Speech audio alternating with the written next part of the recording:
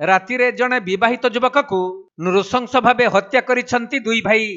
ଏପରି ଜଘନ୍ୟ ହତ୍ୟାକାଣ୍ଡ ଘଟିଛି କଳାହାଣ୍ଡି ଜିଲ୍ଲା ଥୁଆମୂଳରାମପୁର ବ୍ଲକ ସିନ୍ଧିପଦର ପଞ୍ଚାୟତ ଅଧୀନସ୍ଥ ଟେଭାକଲମ ଗାଁରେ।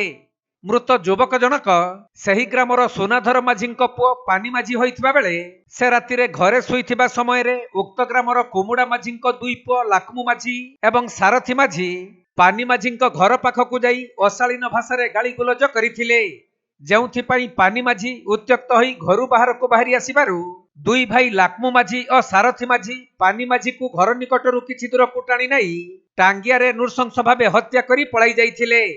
ପରେ ମୃତ ପାନି ମାଝୀର ସ୍ତ୍ରୀ କୁନି ମାଝୀ ଏନେଇ ଥୁଆମୂଳରାମପୁର ଥାନାରେ ଲିଖିତ ଅଭିଯୋଗ କରିବା ପରେ ସାଇଣ୍ଟିଫିକ ଟିମ୍ ସହିତ ପୁଲିସ ଘଟଣାସ୍ଥଳରେ ପହଞ୍ଚି ହତ୍ୟାକାଣ୍ଡ ସମ୍ପର୍କରେ ତଦନ୍ତ କରିବା ସହ ମୃତଦେହକୁ ବ୍ୟବଚ୍ଛେଦ ପାଇଁ ପଠାଇଛନ୍ତି। ସେପଟେ ଜମିବାଡି କଳହକୁ କେନ୍ଦ୍ର କରି ଏହି ହତ୍ୟାକାଣ୍ଡ ଘଟିଥିବା ବେଳେ ଥୁଆମୂଳରାମପୁର ପୁଲିସ ଥାନାରେ ମାମଲା ରୁଜୁ କରି ଦୁଇ ଅଭିଯୁକ୍ତକୁ ଅଟକ ରଖି ପଚରା ଉଚରା କରୁଥିବା ଜଣାପଡିଛି।